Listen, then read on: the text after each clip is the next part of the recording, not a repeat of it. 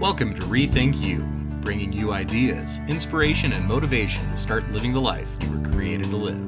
Here is your host, author, trainer, speaker, and coach, and founder of ReThink You, Kim Lovings. Welcome to the ReThink You podcast. Our theme this month is personal development, and who better to kick that off than the legendary Mr. Les Brown. Before I introduce Mr. Brown, though, I did want to announce some exciting new programming at ReThink You. The You Inside Out program is a 6-week journey of transformation. I've taken what used to be an entire weekend's retreat and created an e-learning program for people perhaps just like you. If you feel that your life is stuck on autopilot and you just know that you could do more, but you're not quite sure how to get there, this is the program for you. Plus, just for this month, if you log in and purchase a You Inside Out course and use the coupon code NEWFOCUS, NEWFOCUS, I will give you $100 off. That's a 20% discount. So check it out at rethinkyou.com. And if nothing else, make sure that you become a subscriber and part of the ReThink You tribe, especially this month as we're focused on personal development. You could look back at some time in the future and say, June 2021 is when I flipped the switch on my life. And I hope that one of these speakers or more this month will give you some great ideas for your personal development. So let's talk about Mr. Les Brown. As one of the world's most renowned motivational speakers, Les Brown is a highly sought after resource in business and professional circles, and from all sectors of society looking to expand opportunity. And for more than 3 decades, he's not only studied the science of advancement and achievement, but he's also mastered it by interviewing hundreds of successful business leaders and collaborating with them to translate theory into bottom line results. I am humbled to be approaching this conversation because Mr. Les Brown is one of my mentors, and I have followed him. He's been a key influencer in my life for more than 20 years. And in 2020, I was part of his Power Voice program. And you can imagine the joy for me to actually interact with Les one-on-one in our Zoom call. And a recording of that conversation is actually on the ReThink You YouTube channel. So go check it out there. Mr. Les Brown has powerful programs and has helped me refine my message and work on mastering telling my story. He's a powerful champion of the ReThink You brand. And I know that you are going to love this conversation because Mr. Brown is always somebody to listen to with a notebook and pen in your hand. Enjoy the conversation.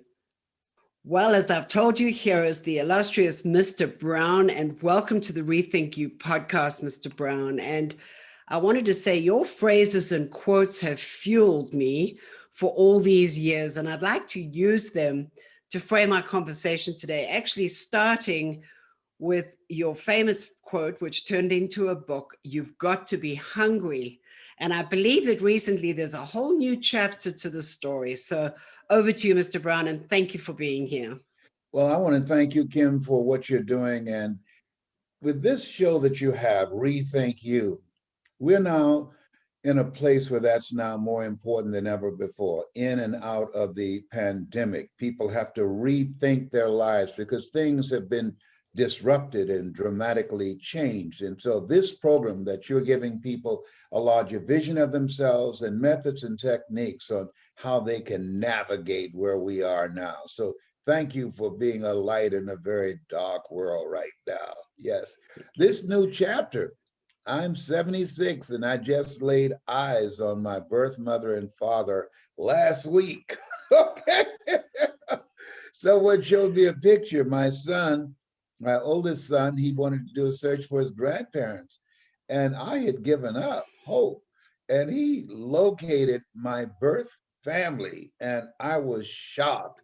My mother, her name is Dorothy Bell, my birth mother. I'm here because of 2 women. One gave me life. The other one gave me love. I always say before I speak, I'm here because God took me out of my biological mother's womb and placed me in the heart of my adopted mother. So Mamie Brown is my adopted mother, and Dorothy Bell is my birth mother. She was a teacher and a motivational speaker. And she played the piano. Come on, you can't make this stuff up. And then my grandmother was a motivational speaker. Her name was Beulah Rucker, and they have a museum in her name and two churches named after her. And they said she was a powerful speaker as well. And she and my birth mother spoke all over Georgia and around the United States. And so she was a very close friend of Eleanor Roosevelt and Mary McLeod Bethune. And so people say, well, speaking is in your DNA. I don't think so. And here's what I mean by that. That I have three brothers. They're nothing like me. Okay.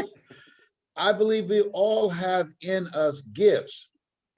And what we have to do, one, to recognize them, and that's what you're doing with Rethink You. You're more than that which you are, from Lion King. And you have to focus on it. You have to put effort and time and cultivating and developing it. I spent a day with the poet laureate, Maya Angelou, and she said something I won't forget. She said, it aggravates me when people say that I'm a natural communicator. And she said, show me a natural heart surgeon. They're trained. She said, I'm trained. I work at this. I put time and effort into this. That's why I am exceptional. And we all are born the same way, dumb, naked, and speechless. We can learn to take it to the next level. And because of my hunger to take care of my adopted mother and wanting to buy her a home, Nietzsche said, if you know the why for living, you can endure almost anyhow.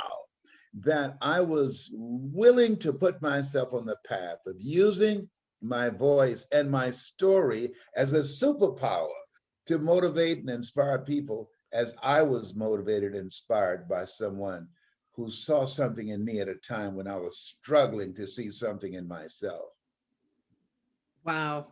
It's just so exciting. And I've heard this story that, you've discovered your birth mother. And I thought, would you change your lead in now or your lead out when you normally say, this is Mimi Brown's baby boy? Or do you think you'll stick with that?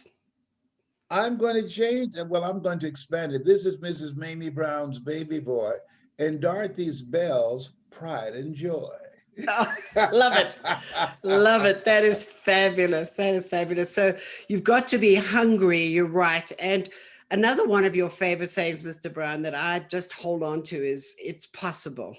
So I know that you've got some of these hook phrases. So I want to talk about each of them, because I know that the phrase, it's possible, has fueled me at many times in my own journey when I just feel set back and wondering what I'm doing. I turn on Mr. Brown on my phone. I listen to 5 minutes of you talking about it's possible. And that it's possible is where I've hung my hat. So tell us how you learned and when you learned that it's possible. Well, I was identified as educable mentally retarded in the 5th grade and put back to the 4th grade, as you're aware, and failed again when I was in the 8th grade. But I had this high school teacher who taught me, Mr. Brown, someone's opinion of you does not have to become your reality. And that's when I got on the path of self-awareness, listening to motivational messages. Dr. Norman Vincent Peale, you must think positive. Don't let your mind control you. You control your mind. And I love this guy here, Dr. Norman Vincent Peale, but also Dr. Howard Thurman. He was a mentor of Dr. Martin Luther King Jr. and Albert Schweitzer and Mahatma Gandhi. And he said, there are two primary questions that one must ask oneself in life. Number one, where am I going? Number two, who's going with me? And he said, if you ever ask those questions in the wrong order, you'll be in serious trouble. And so being exposed to motivational messages, going to work with my mother on Miami Beach, because the neighbors, they would keep my brothers and sisters, but not me. They said that I was a little touched in the head. Maybe you take him with you. He's a little touch in the head too. He's too much of a problem. And the family that we worked for, Mr. Sidursky, while I was cleaning his library and shining his shoes, he was playing motivational messages like Earl Nightingale, we become what we think about. Zig Ziglar, if you give enough people what they want, they will give you what you want. And that began to expand my vision of what was possible for me. And so when we were going back from Miami Beach back to Liberty City, my mind was just motivated and shifted into my living out of my imagination rather than my history. We were dirt poor, but we didn't know it.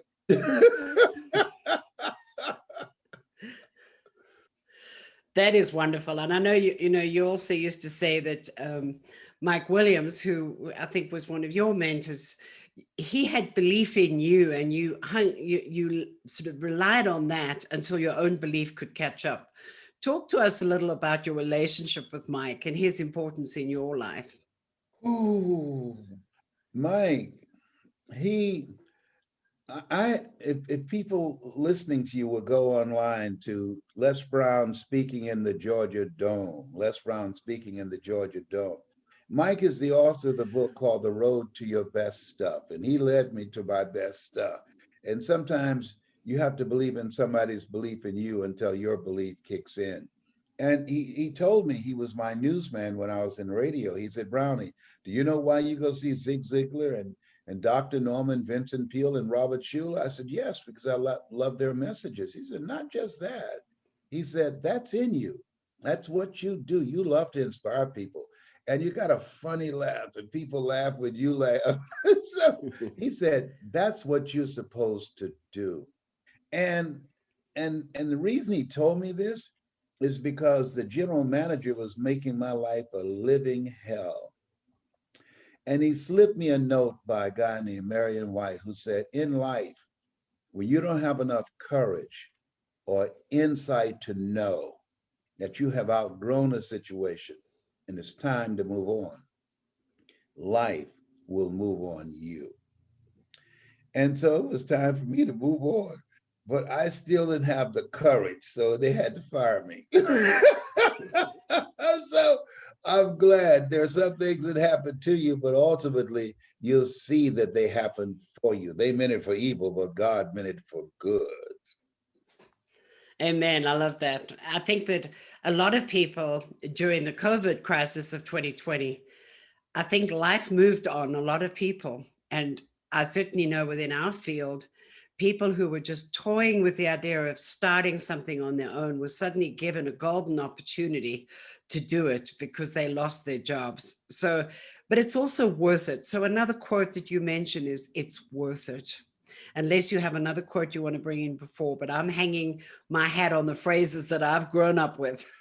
That's the most important one. It's worth it. Because Nietzsche said, if you know the why for living, you can endure almost anyhow. You have a program that allowed people to take a journey inside of themselves where they can't go by themselves. And that journey that you take people on, that expose them to that other dimension of themselves. You know, in the play Lion King, Simba, you're more than that which you have become. It allows people to rethink their lives. And we are in that place where we have to do right now. When you begin to embrace the truth of who you are, you don't settle for living a life of mediocrity when you realize and face the reality that you're made in the likeness and image of God, that you've been given authority and dominion over everything on the face of the earth. And the reason why your show is so profound is that we will never exercise authority and dominion over our lives until we exercise authority and dominion over what we are not. Now, let me take it to another place. Be ye not conformed to this world, be ye transformed by the renewing of your mind. So let me take you to chapter Kim, Rethink You. Don't do like everybody else is doing. Jump out of line and rethink you. Rethink your life. Look at your life with new eyes. Expand your vision of what's possible. You've been trained to be something and someone that you weren't meant to be. You were chosen out of 400 million sperm. God had a lot of choices and he chose you. Rethink you. The question is, you should ask, why me? And I say, why not you? Rethink you, because you have something special. You've got greatness in you. You're a masterpiece because you're a piece of the master. As from Bishop Kim. Oh, I love it. I love it. Yeah, I think my marketing team would love to hire you, Mr. Brown. But so, to talk about the, excuse me, that it's worth it, then more than ever, the world needs our voices right now. What would you say to the people? And I know you and I both know these folks who think, well, one day I maybe will, but they never actually do it. And they end up going to the grave with their dreams. How do you inspire people to get up and get going? Or can you? I mean, what are your thoughts on that? I hate to say this, but it's real and it's evidence-based. Most people rather die than change. There's a book written by a guy named David Dushman. It's called Change or Die. And they did a study in a cardiology department of a hospital. And these people had recurring heart attacks. And so they gave them a routine, said, listen, your next heart attack will kill you. But here's how you can prevent it. Number one, have a plant-based diet. Number two, have social meetings twice a week. 3, keep stress to a minimum. 4, find something you can pour yourself into that gives your life a sense of meaning so that you'll focus on living a life that will outlive you. Within 90 days, all of them had stopped doing that except one, and they died. So most people, that's why we're told the road to life is straight and narrow, because few there be that are willing to discipline themselves. Few there be that are willing to dedicate themselves, that will give their lives a sense of purpose and meaning. Few there be that will willing to get quiet and get still to rethink how they're showing up in this thing called life. Most people die at age 25 and don't get buried until they're 65. Take the time, get still, go within, and rethink you. Oh, I love that. Yeah, thank you, because it's so true that, it's one of the points also that you made in your Power Voice program, which was such a life changer for so many of us, that it gave us that outlet to say, now's the time to get up and do something about this. But we also know that people sometimes start, and just as we have the parable of the seeds on the soil, not everybody is a fourth soil person. Many people fall along the wayside. And it's the same with self-development. But I know that another saying you have, which I quote in my program, my online program, is that setbacks are setups for comebacks. And I quote you on that. And I say, Les Brown says, if you fall, make sure you fall on your back, because if you can look up, you can get up. So I know that you've had stories at times of life where things have not always gone that well. And I know you've got a ton of them, but can you think of just one that you could share to say, life is not always a straight line up. It's a lot of up and down. And how did you get yourself through the valley? Oh, yes, I have a lot of those. My oncologist, Dr. Alfred Golson, had an unusual sense of humor. And he said, Mr. Brown? I said, yes. He said, you have prostate cancer. Your PSA is 2,400. I said, what does that mean? He said, it's prostate-specific antigen. I said, is there anything else? Yes, it's metastasized to 7 areas of your body. And I smiled. He said, why are you smiling? I said, man, I was born February the 17th. I'm one of 7 children. Listen, man, 7 is my lucky number. Joshua marched around the walls of Jericho 7 times. Naaman dipped himself in the River Jordan 7 times. 7 is my lucky number. He looked at his nurse and said, this is a strange one. I said, is there anything else? He said, yes. I said, what? He said, then you're ugly too. I said, oh, you didn't just call me ugly, did you? He said, yes, you're ugly. He said, but you got that. We got this. You got that thing in you that's required in order to make this an asset rather than a liability. He said, I never tell my patients they're terminally ill. What I say is that my knowledge, my abilities, and my skills have terminated. Now it's you and God must determine the prognosis. I determine the diagnosis. You got this. And so I left his office not with a heart full of fear, where most people, they forget everything and run. God has not given us a spirit of fear, but a spirit of power and of love and of sound mind, but of faith. Faith not tested, can't be trusted. And laughing at myself, saying he called me ugly.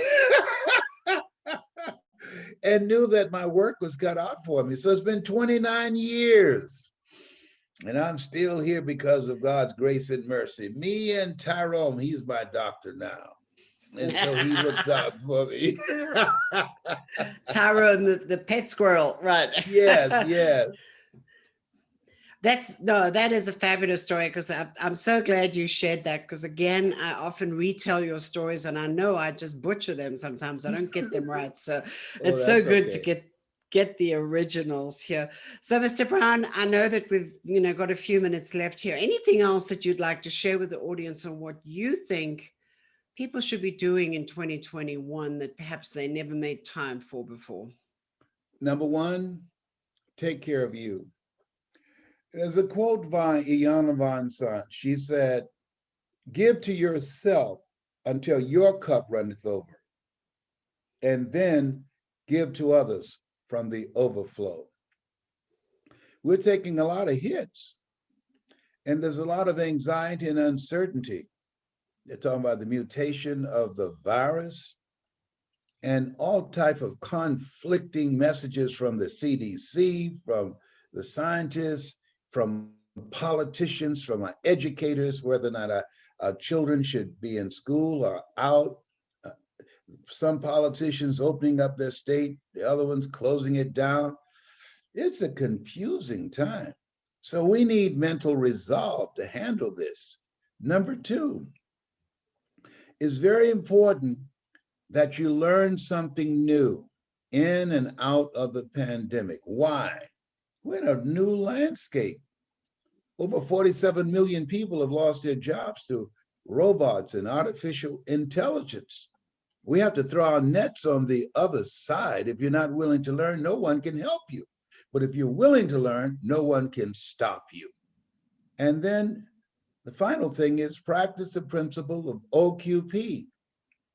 Only quality people. Put yourself in the community. This is Hungry to Speak. What we have created a family of positive people going in the direction of where you're going. People who want to use their story and their voice to make a difference in this world. Sidney Poitier, the Academy Award winner, he said, when you go for a walk with someone, something happens without being spoken. He said, either you adjust to their pace or they adjust to your pace.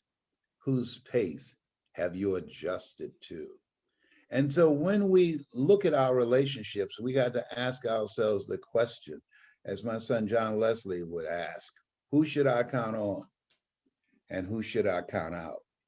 Life is like an elevator, Kim. The higher you go up, you got to stop and let some people off. Say, you know what? Y'all gotta go. Don't go away mad, but you gotta go.